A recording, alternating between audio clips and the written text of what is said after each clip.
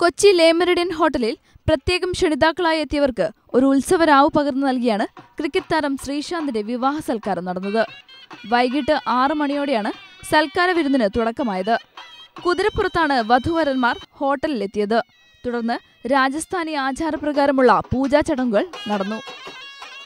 ലേ Meridian hotel പൂർണ്ണമായും വിവാഹ സൽക്കാരത്തിനായി ദിവസങ്ങൾ മുൻപേ ബുക്ക് ചെയ്തിരുന്നു. രാജസ്ഥാനി തനിമ നിറഞ്ഞു നിന്നതായിരുന്നു സൽക്കാര വിരുന്ന്. ആട്ടവും പാട്ടുമൊക്കെയായി ശരിക്കും ഒരു ഉത്സവാന്തരീക്ഷം.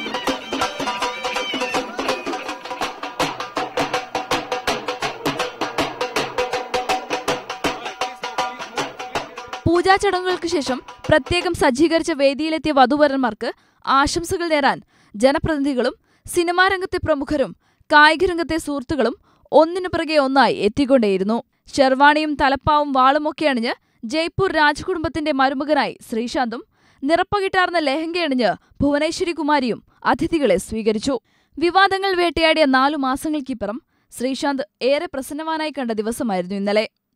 India vision, Kochi.